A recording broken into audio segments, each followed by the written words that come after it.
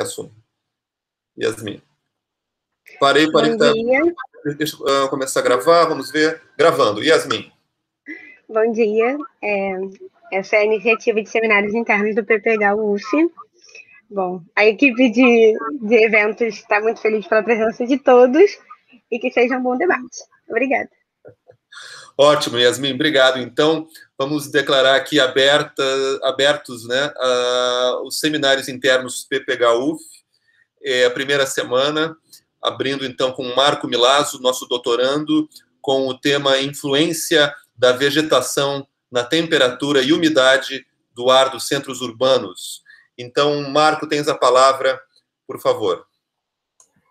Obrigado, Vinícius. Obrigado, Yasmin. Bom dia a todos. Feliz aqui de começar a ser o primeiro da lista. Bom, eu sou doutorando aqui do PPH, né, da turma de 2020, e o que eu vou apresentar é um trabalho que eu já vinha desenvolvendo um pouco antes, né, alguns anos antes, por isso que eu tenho uma certa consistência no conteúdo para apresentar, mesmo estando no segundo ano ainda do doutorado. Tá? E ele é fruto, né, de um trabalho de estudo do clima nas cidades, nos centros urbanos. Tá? Então, eu vou abrir aqui, compartilhar aqui minha apresentação.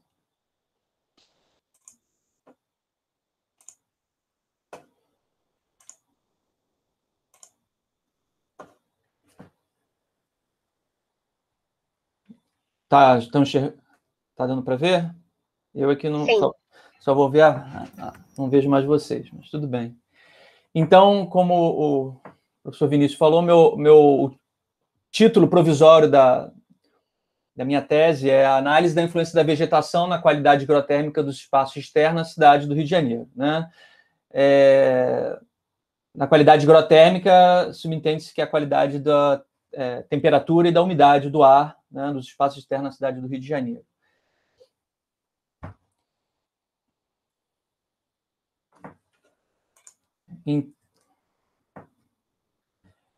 Então, esse tema, né, que eu estou trazendo para a minha tese tem a ver com a qualidade de vida das pessoas, né, que está relacionada a diversos fatores, dentre eles a qualidade dos espaços urbanos em que habitam.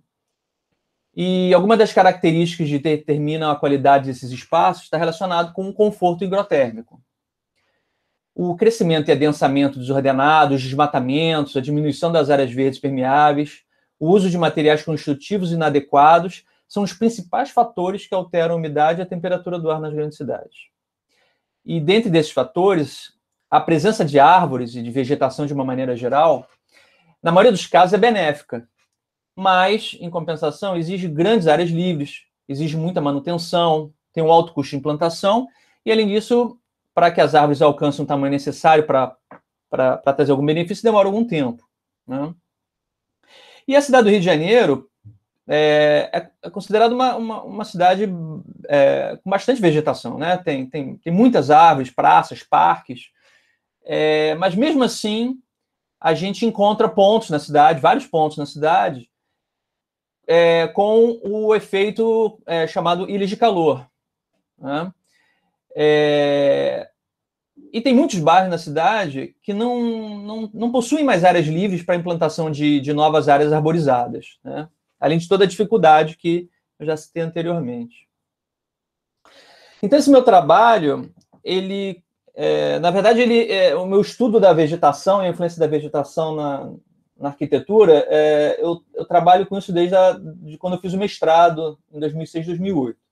Só que em 2006, 2008, eu trabalhei com a edificação. Eu trabalhei da influência das coberturas verdes como isolamento térmico nas coberturas das edificações. Né? E eu cheguei à conclusão de que, apesar dela ser um ótimo isolante térmico para as edificações, ela é tão boa quanto uma boa telha metálica, sanduíche, né, com isolamento térmico. Ela tem praticamente o mesmo efeito. Então, para que as pessoas vão usar uma cobertura verde, né, cobertura com vegetação, se exige um custo alto, manutenção, se ela pode colocar uma telha? Né? A resposta está justamente no que eu estou estudando agora. Os benefícios que essas coberturas verdes têm para o ambiente externo. Né? Porque se eu penso só no ambiente interno, talvez ela não seja a resposta ideal. Mas quando eu estudo todos os benefícios que a vegetação proporciona, tanto para o ambiente interno quanto para o ambiente externo, aí sim a gente vê uma grande vantagem na utilização da vegetação, né? Então, eu estou saindo do ambiente interno para trabalhar o benefício da vegetação no ambiente externo, tá? Para isso, eu tenho estudado muito alguns assuntos, né? Tenho focado meus estudos em bibliografias internacionais e nacionais em alguns temas, né? No uso da vegetação, nas simulações computacionais, que também é um dos métodos que eu vou trabalhar, em particular o software chamado EnviMatch, medições em campo, bases de dados meteorológicos, geoprocessamento, sensoriamento remoto e assuntos relacionados a ilhas de calor e outros tipos de efeito do aquecimento do ar nos ambientes urbanos. E aí, através desses meus estudos, eu fiz uma seleção aqui só para dar um panorama geral dos meus estudos, os principais autores internacionais, né, que tem os primeiros, né, os primórdios dos estudos do conforto e deficiência energética e da aplicação de vegetação na arquitetura, né, com o Victor Ogay e o Baruch Givoni, e os mais recentes que trabalham essa questão do aquecimento global, das ilhas de calor, e particularmente do uso da vegetação, né? Também tem os autores nacionais que eu tenho estudado bastante, os principais, né? Que trabalham especificamente a questão da vegetação, né? Ou da vegetação ou das ilhas de calor. E nós temos alguns importantes pesquisadores no Brasil que têm estudado esse assunto, né? E a partir dessa bibliografia, eu fiz uma classificação. Eu classifiquei tudo que eu li, tudo que eu encontrei na internet, né? Não tenho acesso à bibliografia sem ser pelo modo virtual, né? Mas pelo modo virtual, além das centenas e centenas de artigos, teses e dissertações que eu encontrei internacionais, eu fiz uma classificação das nacionais, para ter noção do panorama, né, do estudo, da pesquisa sobre esse assunto no Brasil. E, a partir disso, eu fiz essa classificação. Eu separei todos os documentos que eu estudei, primeiro pela metodologia de medição. Então, eu separei pelos trabalhos que utilizavam a medição em campo, os trabalhos que se usavam o sensoriamento remoto e os trabalhos que utilizavam a simulação computacional. E depois dessa classificação, eu fiz uma segunda classificação baseada na tipologia de suporte da vegetação, né, que eu chamei de tipologia, que é uma separação que eu fiz em arborização nas vias urbanas, vegetação em fachadas, vegetação em coberturas, os estudos feitos em praças e os estudos feitos em parques, dentro de cidades, né, dentro de ambientes urbanos. E o total desses documentos todos, eu cheguei a 91 documentos. Né? A maioria, como está aqui nesse quadro, trabalham medições em campo e arborização em vias urbanas. Tá? Então, qual é a hipótese, o problema que eu estou levantando para ser trabalhada na minha tese? A hipótese é que diferentes cenários urbanos requerem e possibilitam soluções individualizadas na aplicação da vegetação, podendo ou não colaborar com a qualidade do conforto higrotérmico. Então, como a gente tem grandes cidades densas, pouco espaço para, em algumas situações, né, pouco espaço para implantar árvores, nós temos diversos cenários, e cada cenário vai ter uma resposta diferente. Então, a ideia é experimentar esses diferentes cenários e verificar como que eles colaboram com a qualidade do conforto higrotérmico na cidade. O objetivo principal, então, é analisar a temperatura e a umidade do ar em diferentes arranjos espaciais existentes na cidade do Rio de Janeiro. Cidade essa que apresenta um clima tropical quente e úmido, utilizando arborização no nível do solo, coberturas verdes, fachadas verdes, e comparar, né, esses tipos diferentes de aplicação da vegetação, verificando qual é o nível de eficiência energética de cada um, né? E para isso eu estou utilizando bibliografia, pesquisa bibliográfica, eu estou trabalhando com medições de campo, estou trabalhando com sensoriamento remoto e simulações computacionais. E como objetivo secundário, eu pretendo fazer essa apresentação, né, do panorama do estado da arte sobre a aplicação da vegetação nos grandes centros urbanos, identificar as melhores práticas e métodos para a medição da temperatura e umidade do ar em ambientes externos, e também estou mapeando a minha área de trabalho, né, que é o bairro do Flamengo, aqui no Rio de Janeiro, para determinar quais são as áreas disponíveis para aplicar a vegetação, né, se é que ainda existe alguma área disponível para aplicar árvores, né, mas eu também vou fazer um levantamento dos prédios para verificar qual é a área disponível para aplicação de fachadas verdes e coberturas verdes. E aí a minha metodologia está esquematizada nesse organograma, mais ou menos o que eu já falei, né? Tem a revisão da literatura, depois eu passo para o meu levantamento da minha área de estudo, que é o bairro do Flamengo, aqui no Rio de Janeiro, medições em campo, sensoriamento remoto, por último fazer as simulações no software EnviMatch, para, com todas essas informações, fazer uma análise comparativa e as considerações finais na minha tese. Então, esse aqui é um panorama, uma imagem do Google Earth do bairro do Flamengo, né? Mostra aqui uma parte do aterro do Flamengo, e a gente percebe que temos uma diferença aqui de áreas, né? Áreas mais arborizadas, áreas menos arborizadas. Tem o Parque do Flamengo, que também exerce uma influência no clima, né? da região. Os morros, né? E esse bairro tem algumas características específicas que vão ser apresentadas nas minhas simulações e na minha tese. Aqui uma imagem mais próxima do Morro da Viúva, que é um morro que próximo ao aterro do Flamengo e que ele é circundado por edificações altíssimas, né? Edificações de 20, 30 pavimentos, mas que ao mesmo tempo ele tem uma densa arborização que ajuda no clima, né, dessa área. E a gente percebe também que as ruas são, nessa região, que são bastante arborizadas.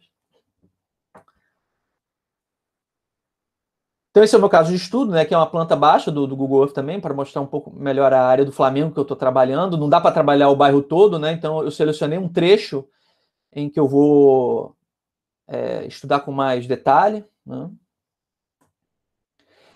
Para poder fazer esse estudo, eu já iniciei a identificação das superfícies, né? E aí eu estou tendo que transformar o mapa original da prefeitura, né, que é o que tem a melhor qualidade que eu consigo, que é de 25 centímetros, o pixel, né, a resolução. Em cima desse desenho, eu estou tendo um trabalho que é muito intenso, que é de identificar cada superfície de cada pedaço desse desenho, né? Então, inicialmente eu faço a identificação através do próprio arquivo, mas eu estou indo em loco para identificar o que é cada superfície, né? Qual o material de cada superfície. Estou dividindo em muitas categorias para identificar o que é pedra portuguesa, o que é cerâmica, o que é vegetação, o que é árvore, o que é gramínea, o que é solo exposto, o que é asfalto, o que é cimento, o que é telha de cimento, o que é telha metálica, e estou identificando cada superfície. Estou quase terminando esse mapa já. Aqui eu tenho o meu esquema das medições que eu estou fazendo em campo, né? Eu tive a sorte de ter feito essas medições um pouco antes da pandemia. Eu pude contar com a colaboração de alunos da graduação e a gente foi fazendo medições simultâneas ao longo da rua Marquês de Abrantes, da rua Senador Vergueiro e da Avenida Oswaldo Cruz, durante 5 dias, ao longo do dia inteiro, né, manhã e tarde. Então, a gente trabalhou com medições com termoigrômetros, andando pelas ruas, e fazendo essas medições a cada 15 minutos. Além disso, eu instalei um data logger fixo, é um equipamento que fica preso nesse ponto 4 no meio do mapa, numa árvore, onde a gente tinha controle e segurança para poder ficar observando, porque o equipamento ficou ao longo de 1 ano medindo a temperatura e a umidade do ar a cada 10 minutos. apenas com uma interrupção rápida para troca de pilha, para verificação, descarregar as informações do aparelho. Então, eu tenho eu tenho nesse ponto específico, do meio dessa área, temperatura e umidade do meio de 2018 até o meio de 2019. E o terceiro dado de informação que eu vou obter são das estações meteorológicas do INMET, do Instituto de Meteorologia, que são disponíveis no site deles, que eu vou utilizar a estação de Copacabana e a estação do Aeroporto Santos Dumont, que são as duas estações mais próximas. Além disso, os pontos que eu estou fazendo medição, eu estou fazendo um desenho detalhado, né, para justamente poder identificar qual é a vegetação que já existe e qual é o potencial de arborização e de aplicação de outros tipos de vegetação que eu ainda tenho disponível nessas áreas. Então, criando esses mapas com um nível de detalhe maior de toda essa região que eu fiz as medições. Esses são os aparelhos que eu estou usando, o termohigrômetro, que a gente anda na rua com ele, que tem as suas características, né? Ele é mais sensível e essa questão de caminhar com ele na rua é complicado. E o outro aparelho aqui do lado direito é o Datalogger, que ele tem uma memória, né? Ele armazena 35 mil dados de uma só vez ao longo do tempo que eu determinar, né? Eu coloquei de 10 em 10 minutos para qualquer erro. Como eu preciso dos dados apenas de hora em hora, mas medindo em 10 minutos, eu consigo ter uma precisão e quantidade de erros menor. Antes de fazer todas essas medições e usar o termohigrômetro, eu fiz uma calibragem. O que eu fiz? Eu peguei todos os meus higrômetros do Datalog, coloquei todos eles juntos, trabalhando, primeiro dentro da minha casa, em local fechado, depois na janela e depois na rua com esses aparelhos, para verificar se as medições deles eram similares, compatíveis. E esse aí é um pedaço só de um gráfico, de uma das medições que eu fiz, para mostrar que o comportamento das medições de todos esses aparelhos é bem próximo, né? As diferenças são bem pequenas. E eu acabei que o termohigrômetro 2, que destoou um pouquinho mais, eu excluí ele do trabalho, porque eu só precisava de 3 termohigrômetros, então eu usei o Datalogger e os 3 termohigrômetros que se aproximavam mais assim, do Datalogger para trabalhar. Com isso, eu excluí os aparelhos que pudessem ter alguma descalibragem. Esse aqui é um gráfico comparando as duas estações meteorológicas, um pedaço do gráfico, né? Porque eu tenho o gráfico do ano todo, mas aqui é só um pedaço de um trecho do mês dos dias que eu fiz a medição, né? Que foi do dia 5 ao 13 de setembro de 2018. Eu coloquei aqui a estação meteorológica de Copacabana, a estação meteorológica de Santos Dumont e o meu Datalogger, que estava aqui na rua. Tá? Então, com isso também, depois, analisando com calma esses gráficos, eu vou fazer uma análise, né, do comportamento da temperatura e da umidade desses 3 pontos, né, porque cada um tem suas características e cada um usa equipamentos diferentes. Então, por isso que a gente tem essa diferença, né, das medições. Mas é mais um dado importante para colaborar com o estudo. Esse aqui já são as medições que a gente fez na rua com os termohigrômetros, nas 3 ruas, na Rua Marquês de Abrantes, na Rua Senador Vergueiro e na Rua Oswaldo Cruz. Essas medições eram feitas a cada 15 minutos. Os aparelhos, como são muito sensíveis, a gente tem que usar esses 10 minutos caminhando de um ponto até o outro, e 5 minutos a gente fica parado para poder o aparelho estabilizar até que eu consiga fazer a medição. Então a gente sincronizava tudo pelo relógio do celular, dos aparelhos celulares, e andando simultaneamente pelas ruas e fazendo as medições. Tá? Essas medições, elas são muito... o resultado delas é muito sensível, né? Então as variações foram muito grandes de um ponto para o outro, mas mesmo assim teve algumas... A gente conseguiu chegar em conclusões interessantes que batem com outros métodos de medição, né? Mostrando quais são as ruas que são os pontos que são mais quentes, os pontos que são menos quentes, né? E fazer essa relação com a vegetação desses pontos. Esse aqui foi da medição do turno da tarde, esse aqui foi medição no turno da manhã. Eu separei em manhã e tarde porque a gente tinha um intervalo para o almoço, então eu achei mais coerente separar. Não, esse aqui é a média, né? Mas eu vou na tese eu vou apresentar as medições integralmente, de todos os dias separadamente. Eu fiz só uma média só para apresentar aqui. E esse aqui são os mapas que a gente consegue produzir através de sensoriamento remoto, através de imagens de satélite. Tá? Então, essa aqui é uma imagem que eu fiz a sobreposição em cima da imagem da prefeitura do satélite Landsat 8, do governo americano. Eles têm vários satélites em órbita e você consegue obter gratuitamente essas imagens de alta resolução no site do governo americano. Essas imagens, tem vários tipos de imagens disponíveis. Tá? Nesse caso aqui, para o ano de 2018, eu utilizei a imagem do satélite chamado Landsat 5, que tem uma resolução de 30 metros. Então, cada pixel desse que está apresentado na imagem, ele tem uma resolução de 30 por 30 metros, que é uma resolução grande para quem está trabalhando na microescala, né? Mas, mesmo assim, consegue apresentar conclusões interessantes, né?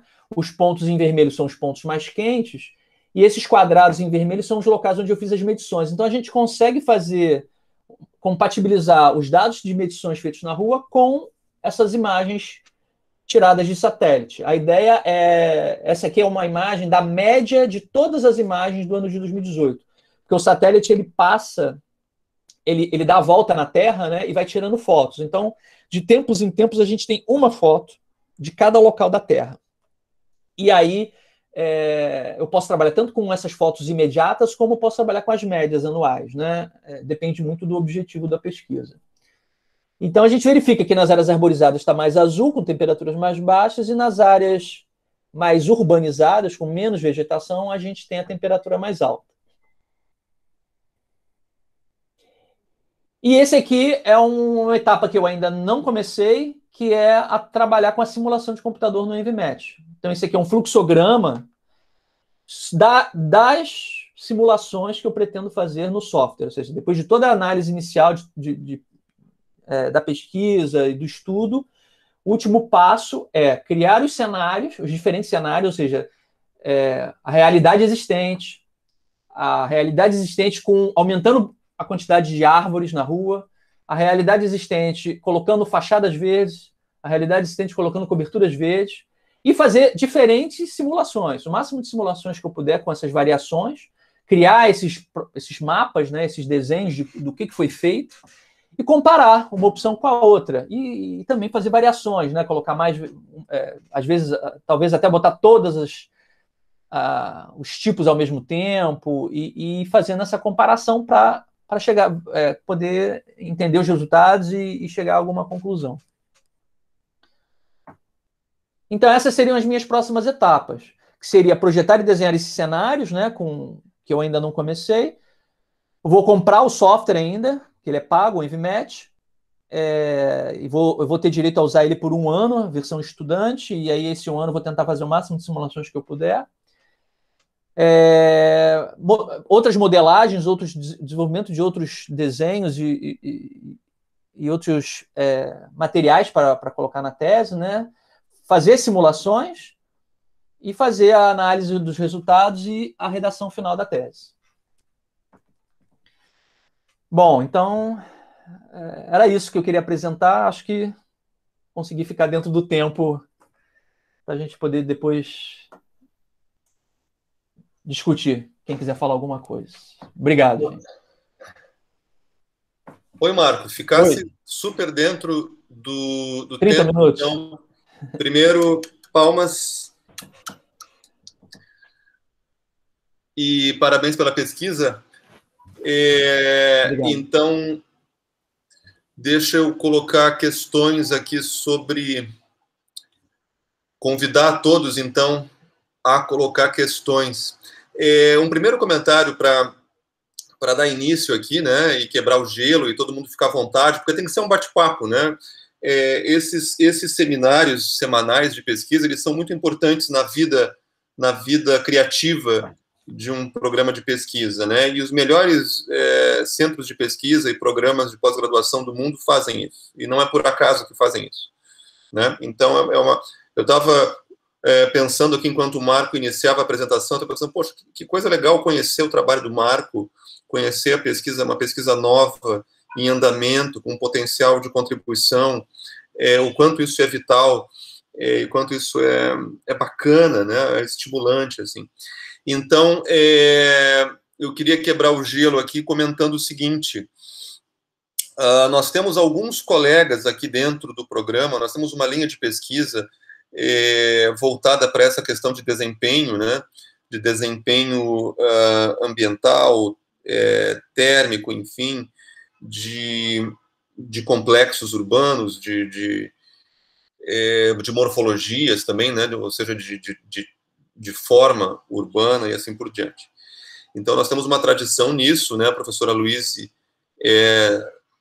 ela, na verdade, lidera isso no programa e ela é uma referência também nacional, né? E com projeção no exterior, etc. Então, eu queria colocar uma primeira questão, que é a seguinte: essa área, nós temos o Félix aí, já levantou a mão, maravilha, tem o Breno com perguntas ali, a Samira quer fazer perguntas.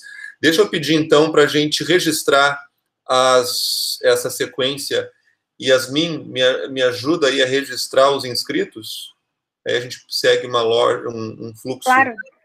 Tá, então a Yasmin vai anotar ali, por favor, grande Yasmin. Então temos ali no chat, né, Samira, Breno e agora o Félix.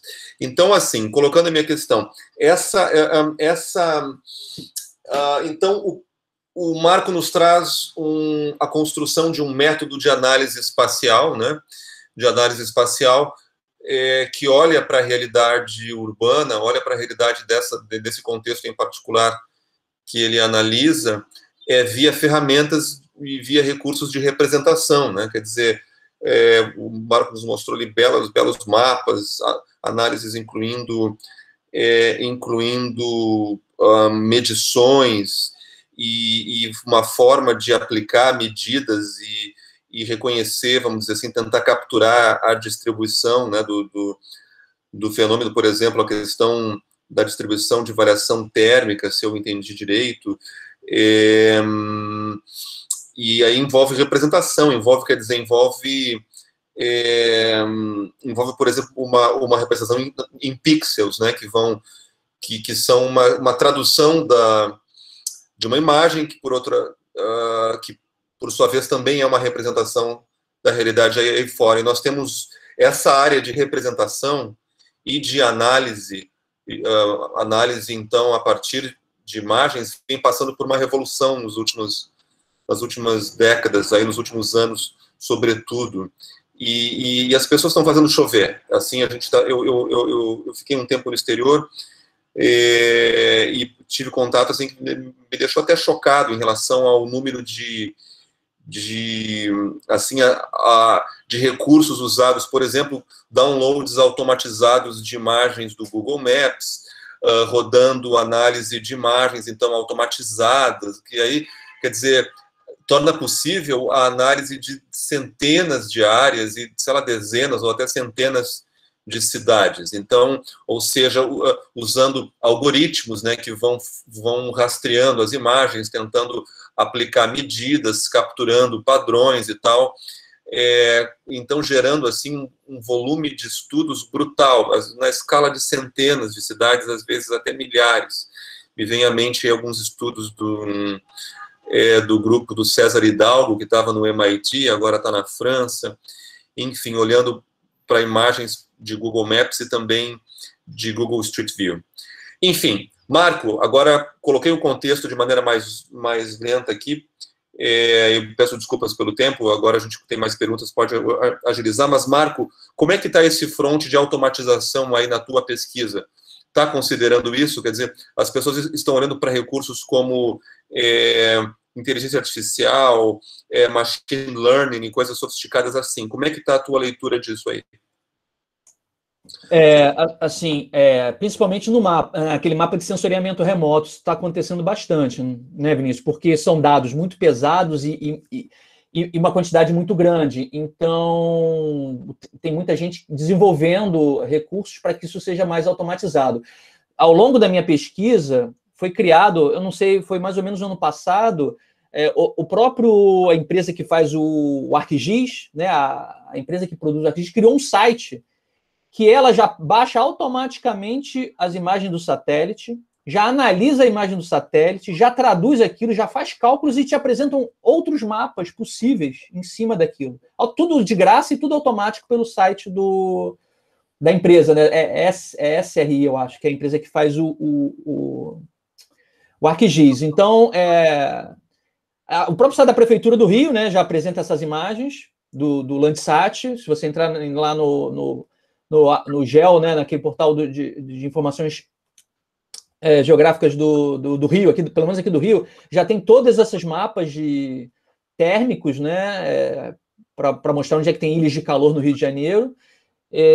Então, realmente, principalmente nessa parte de imagens de satélites, estão se produzindo muitas coisas, muitos produtos, e produtos online, né? Produtos disponíveis online. Agora, o que ainda está um pouco incipiente é a questão das medições, né? Porque a gente depende do ser humano e depende de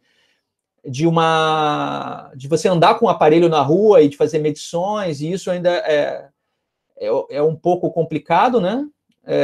E o próprio software, que acho que é por falta de demanda. Esse software Envimet é o único disponível no mercado, não existe concorrente, e ele ainda é muito fraco, digamos assim. Ele ainda pode melhorar muito. Ele é um software alemão e não tem outro, é impressionante. Acho que porque é um produto muito específico, né? Trabalhar com clima urbano, trabalhar com questões urbanas ainda não tem uma demanda, né? O único cliente para isso deve ser as prefeituras, né? Os governos. Então, deve ser por falta de demanda, provavelmente, porque a Autodesk ainda não fez a versão deles desse software Envimet. Mas a parte de sensoriamento remoto, com certeza. E uma quantidade de publicações absurda, de artigos, todos utilizando essas imagens de satélite, principalmente na área de geografia, né? Pouco ainda na arquitetura e bastante na geografia.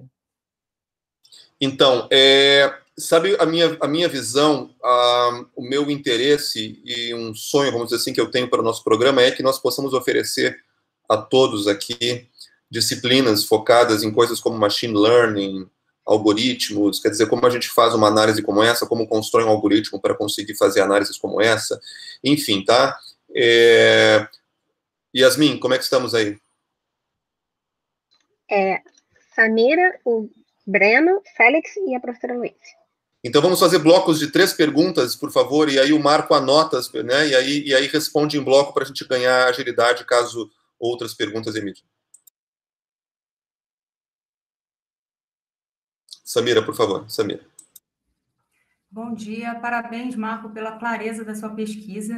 Eu vou fazer uma pergunta de quem não entende nada disso que você está, não é minha área.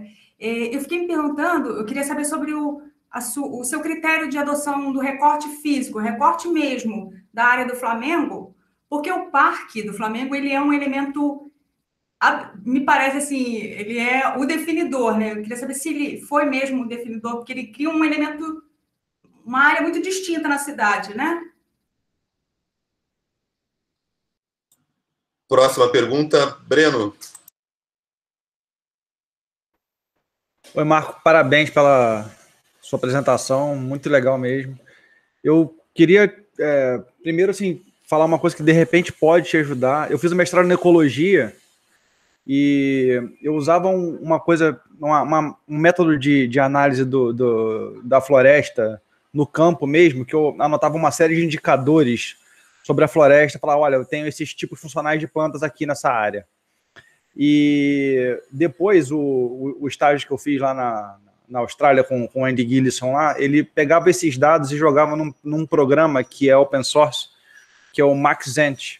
Então, ele, usando as imagens de satélite, pela reflectância das folhas diferentes que existem, ele voltava e falava, olha, existe uma chance dessas outras 50 áreas aqui terem uma distribuição de espécies similar a essa área que você pesquisou. Então, você está procurando, por exemplo, uma espécie ameaçada, a chance de encontrar nesse outro lugar aqui é gigante. E dava vários índices estatísticos lá de a gente achar, e quando a gente ia procurar, realmente achava. Isso é bem interessante. Eu não sei, porque faz muito tempo, enfim, vim para o urbanismo, estou pesquisando outras coisas. Muito tempo que eu não uso. E sei que evoluiu muito o programa. Eu não sei se, de repente, se você pegar esse conjunto de dados que você já está trabalhando e usar uma interface do Maxent, você pode, de repente, encontrar lugares que têm a mesma condição urbana essa relação de umidade e tal, talvez você consiga fazer um mapeamento mais generalizado, porque quando você consegue usar, se for possível para uma área, é possível até globalizar essa análise. Então, você pode fazer a comparação do Flamengo com o resto do mundo, se você quiser, de repente, de modo automático, entendeu? Eu não sei se é possível para usar em ambiente urbano, mas para florestas ele analisava o mundo inteiro. Era bem interessante, que a gente achava similaridade da Austrália com a Mata Atlântica, um pedacinho da Caatinga e tudo mais, era legal. Mas a pergunta que eu tinha para te fazer mesmo era sobre o seu método aí para o estado da arte. Eu estou batendo cabeça um tempo nessa coisa aqui no Brasil, vendo que nos Estados Unidos, muita gente, na Europa, Estados Unidos, né, muita gente usa métodos para classificação dos artigos, e critérios claros de inclusão e exclusão, e usar, às vezes, até colegas para fazer análise juntos, para definir o que é o estado da arte, de fato, guiado por uma pergunta. E eu não... Pode ser uma falha minha, mas eu estou batendo cabeça e não estou conseguindo encontrar um método que atenda aos critérios que a gente precisa para a discussão do urbanismo, por exemplo. Eu não sei se ele precisa ser construído, e com certeza, se precisa ser construído, eu acho que se a gente fizer isso de modo coletivo, vai ser bem melhor do que um voo solo de alguém fazendo essa coisa. A área da saúde usa muitos métodos, né? Tem o Prisma, tem o Pico, tem o Spider, tem vários métodos que eles consagram, mas eles têm critérios específicos, né? Para, assim, saber se dipirona funciona para dor de cabeça. É uma pergunta que você faz uma meta-análise dos resultados dos outros artigos todos. Nosso caso, em geral, são muito mais sensíveis a questões sociais, mas algumas coisas dos critérios de inclusão podem ser úteis para a gente. Eu queria saber se você já usa algum que eu posso conhecer, porque eu estou tentando refazer uma parte do estado da arte na minha tese também, e queria deixar isso como um legado no final da minha pesquisa, pelo menos, mas se a gente, enfim, puder fazer isso no âmbito do PPGAU, acho que ia ser bem legal. É uma pergunta bem aberta também sobre método de pesquisa. Valeu.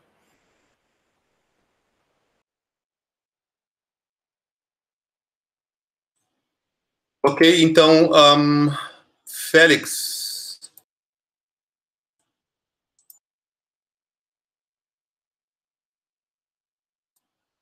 Está sem áudio, Félix.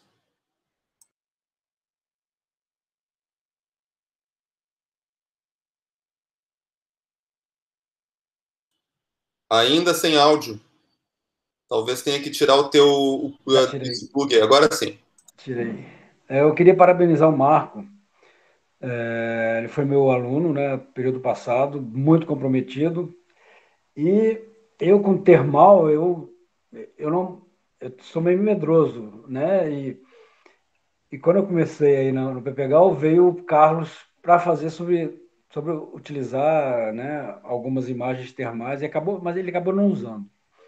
E o Marcos está enfrentando isso aí, mas eu sei que ele está com uma boa orientação, então acho que ele não vai ter problema, mas ele está se cercando pelo, né? Eu peguei no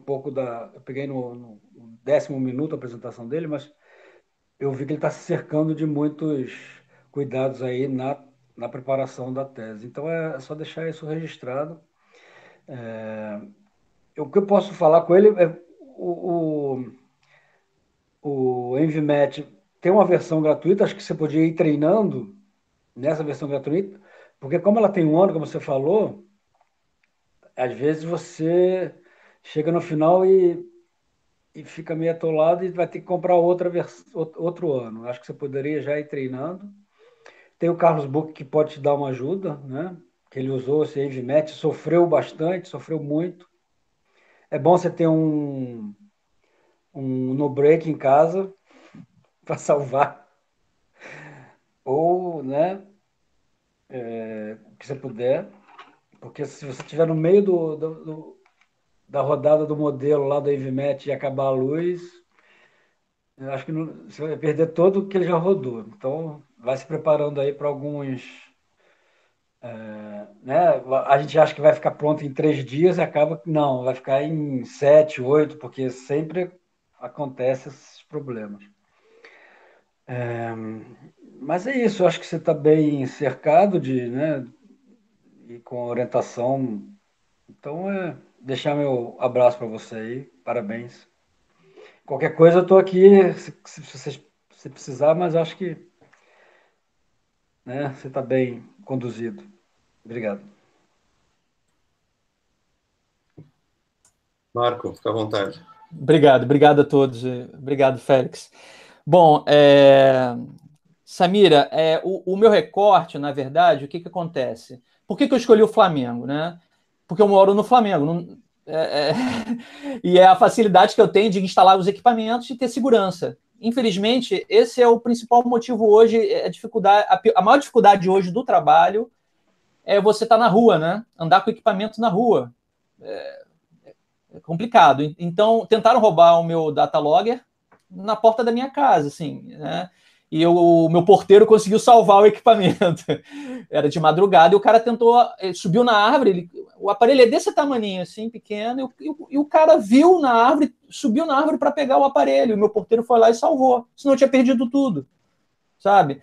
Então, a área escolhida foi realmente próximo, eu fiz eu peguei um recorte de ruas, né, e do relevo, porque a minha área ela tá compreendida entre dois morros, entre o Morro Azul e o Morro da Viúva. Então eu peguei uma área que está meio que separada pelos morros para trabalhar, tá? E o aterro, eu estou pegando só um ponto que é de frente para o aterro. E eu fiz questão de pegar esse ponto justamente por estar de frente para o aterro, como você bem levantou. Mas tem uma questão interessante que acho que é uma informação bem legal de se colocar no trabalho, que o Parque do Flamengo ele é muito grande, ele afastou o mar, né, das edificações. O mar, que era em frente aos prédios da orla, foram para muito longe da orla. E o parque, apesar de ter muita árvore, ele também criou as vias, né, que não existiam. Todas aquelas vias que ligam a Zona Sul ao centro, né, e isso faz um distanciamento absurdo da vegetação até os prédios. Então a vegetação do aterro acaba não chegando nos prédios, entendeu? O Parque do Flamengo, que todo mundo acha, é um oásis urbano, melhora o clima, mas ele não melhora localmente. Ele não afeta pela distância que as árvores do aterro têm dos prédios que estão no Flamengo, entendeu? Não sei se deu para reparar naquele mapa que eu mostrei geotérmico, mas a vegetação ela tem um impacto muito localizado. Quando você começa a se afastar da vegetação, rapidamente se espalha, né? Porque você tem vento, tem ventilação. Então, o efeito da vegetação ele só é impactante quando você tem uma quantidade de vegetação muito grande, né? Se você tiver uma areazinha sem árvore, aquela área já vai ficar quente, né? Então, não adianta a gente falar o clima do Rio de Janeiro é ótimo porque tem muita vegetação, muita árvore, muito parque, muita praça. Se você olhar o trabalho... É que o meu trabalho é específico para o Flamengo, mas eu estou me baseando num trabalho de sensoriamento remoto do Andros Lucena, que é um pesquisador da Rural, que ele analisa numa outra escala, numa escala global, e ele analisa o estado do Rio de Janeiro inteiro. Você vai ver que você tem áreas super... com uma temperatura maravilhosa na Floresta da Tijuca, e logo próximo, num bairro vizinho, é super quente porque não tem mais vegetação, né? Então tem que também saber dosar isso, a influência global, a influência global da vegetação e a influência local, né? E a área do recorte foi essa, assim, foi uma área recortada para facilitar as medições na rua, é isso, né? Eu gostaria de poder medir o Rio de Janeiro inteiro, né? Instalar aparelho no Rio de Janeiro inteiro, mas é complicado. Breno, eu guardei aqui o site que você botou, obrigado. Eu vou dar uma olhada para ver como é que funciona esse programa. Parece que é bem interessante realmente. E esse estado da arte da bibliografia que eu selecionei, né?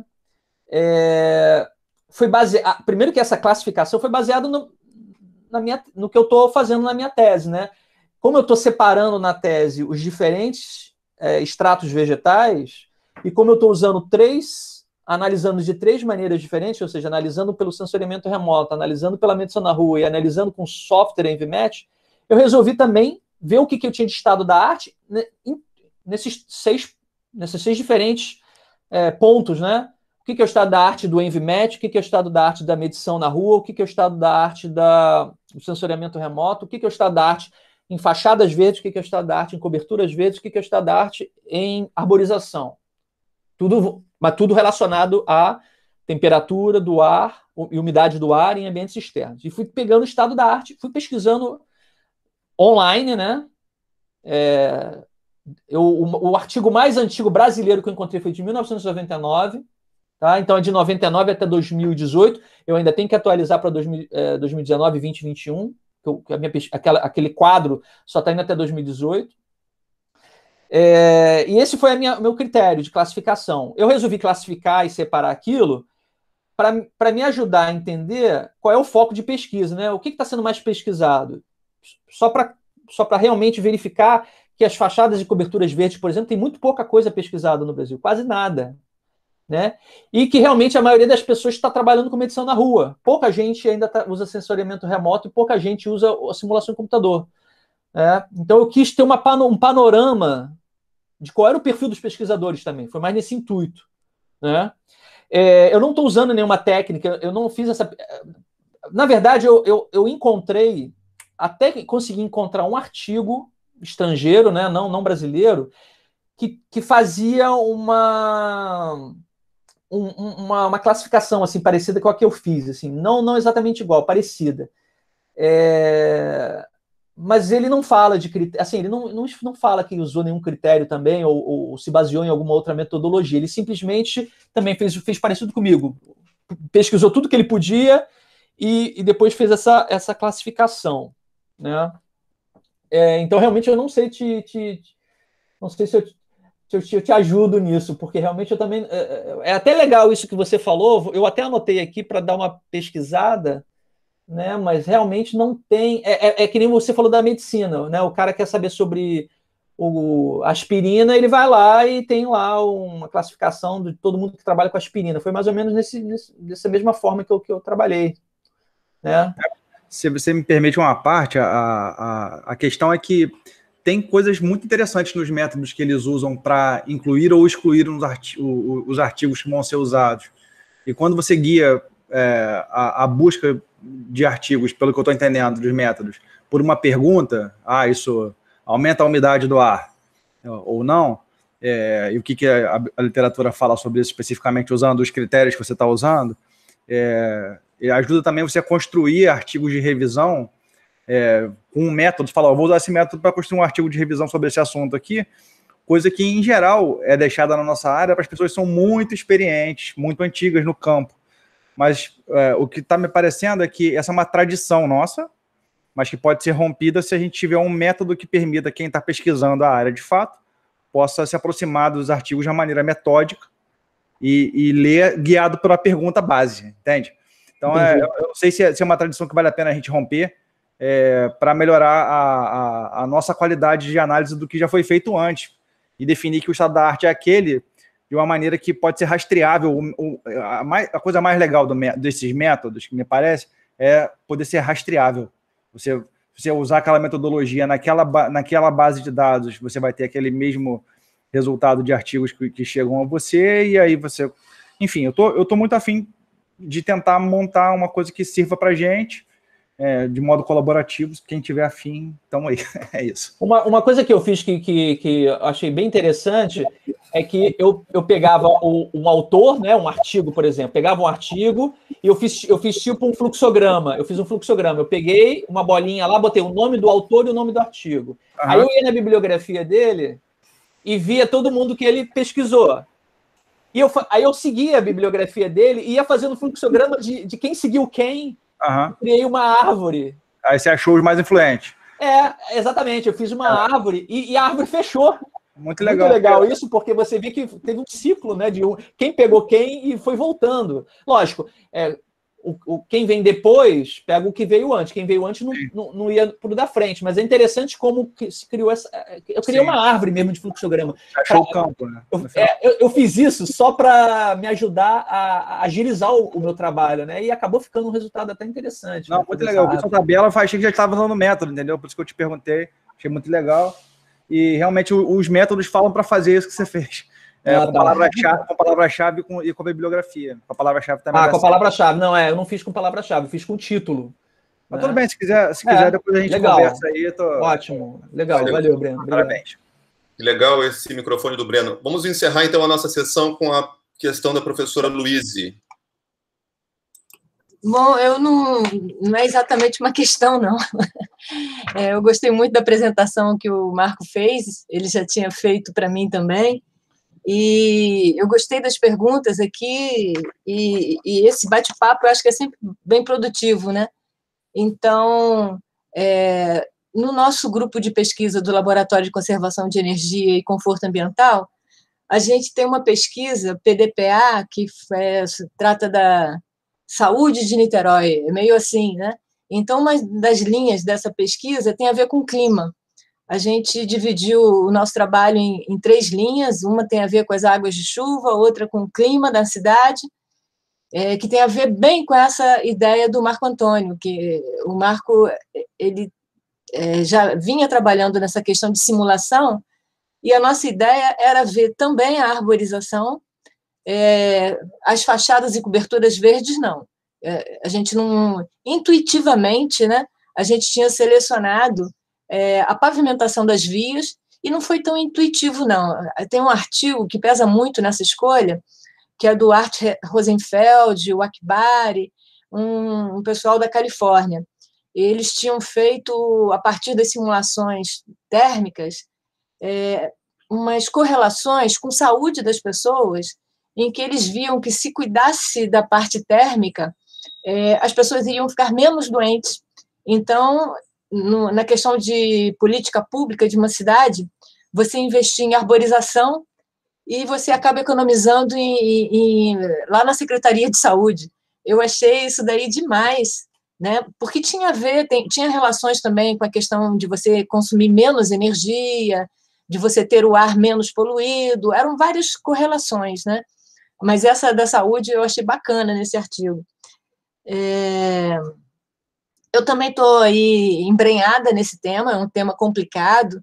As outras autoras nacionais que a gente vê, elas já estão trabalhando há 15 anos nesse assunto, né? A Denise Duarte, outro dia, esteve aí na Escola em Transe e falou sobre essa discussão de clima urbano, e, olha, ela já produz há bastante tempo, né? Então, são autores, esses autores que o Marco apresentou ali, mas até que na nossa latinidade aqui também tem vários autores bons que a gente está usando. Sobre o EnviMet, eu queria tranquilizar o Marco, então, porque o laboratório vai comprar ele, né? Eu só não sei se eu vou comprar agora, exatamente agora, ou se daqui a gente teria que combinar a agenda, porque eu também vou ter verba para comprar por 2 anos, e como a pesquisa tem um prazo de 3 anos, eu já não sei se eu compro exatamente agora, porque aí lá no final do prazo eu não vou ter o software, né? Então, eu estou meio que refletindo sobre isso. Mas talvez a gente possa fazer uma junção aí, né? Sobre as análises bibliográficas, talvez vocês conheçam um programa chamado Publish or Perish. A gente tem usado para selecionar a bibliografia mais citada sobre diversos assuntos e tem dado boas respostas. Eu estava tentando lembrar de um outro software, eu esqueci o nome do outro software, que ele faz... Depois que a gente faz o levantamento de uma bibliografia, ele faz uma visualização espacial que relaciona os autores. Então, você tem um gráfico espacial, assim, eu acho que eu não sei que ela Viewer. Voice Viewer. Obrigado, foi Caio que falou, né? Isso. Eu estava aqui te perguntando e não conseguia lembrar. Eu te mandei, mas você já começou a falar. Sim. Então, eu acho que esse conjunto são ferramentas online, né? Tem ajudado bastante a gente, ao entrar num ramo diferente de pesquisa, localizar os autores mais centrais, os mais citados, e já tem uma coisa bem de arquiteto, né? Aquela visualização espacial das relações entre os autores, quem que escreve com quem, né? Então, permite fazer uma análise bibliográfica bacana. E, assim, só pensando junto, né? Eu acho que ali naquele aterro do Flamengo, a gente tem arborização, às vezes ela é esparçada, separada por grandes gramados, e as vias, né, asfaltadas, que elas são um lado ruim para a análise térmica, né? Ela provoca um aquecimento. Então, seria um outro trabalho, que não o do Marco, um outro trabalho posterior, ver os efeitos do aterro do Flamengo com mais cuidado, porque ele tem áreas mais frescas e áreas muito quentes dentro do próprio aterro, por conta de coexistir no mesmo espaço árvores com bom sombreamento, gramados sem sombreamento, mas que ajudam, porque a temperatura não se eleva tanto, e vias bem largas, né, asfaltadas, que provocam aquecimento. Então, é uma coisa mista ali, que merece um estudo até específico. Mas a gente está tão curioso, né? Vamos fazer alguma coisa semelhante em Niterói, mas focando mais nas vias, no material das telhas e também nas árvores. O Marco, pelo que a gente está vendo, ele tem um grande interesse nas áreas verdes, na superfície dos prédios, tanto superior como nas fachadas, que eu acho que vai agregar muito também, vai agregar muito. Porque esses potenciais todos podem se somar para fazer a nossa cidade ficar bem mais saudável, né? Sei lá. Valeu, Marcos, adorei a sua apresentação e acho que a gente tem futuro, sim. Muito bom. Certo, e eu agradeço então a todos, todas pelas leituras do trabalho do Marco. Agradeço sobretudo ao Marco por ter sido desbravado aqui a primeira apresentação da nossa série de seminários.